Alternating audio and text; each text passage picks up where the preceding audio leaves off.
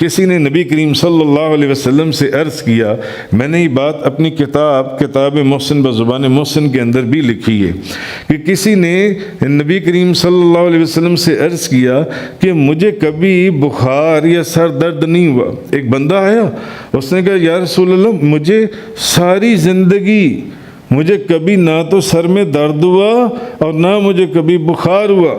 جب وہ بندہ چلا گیا نا تو نبی پاک صلی اللہ علیہ وسلم نے فرمایا اگر کسی نے جہنمی کو دیکھنا ہے تو اس بندے کو دیکھ لے،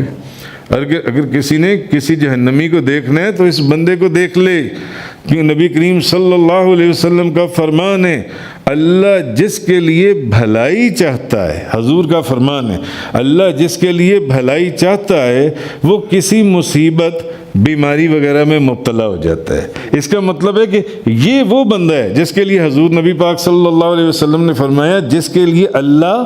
بھلائی چاہتا ہے، جس کے لیے اللہ بھلائی چاہتا ہے، یعنی جو اگر کوئی بیمار ہے، کوئی تکلیف میں ہے تو وہ مریض جو ہے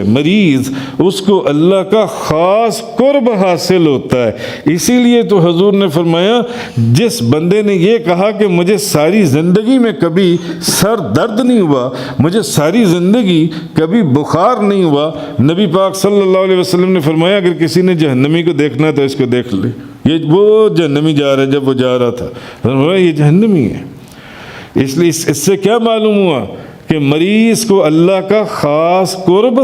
حاصل ہوتا ہے، جو بیمار ہوتا ہے وہ اللہ کے خاص قرب میں ہوتا ہے۔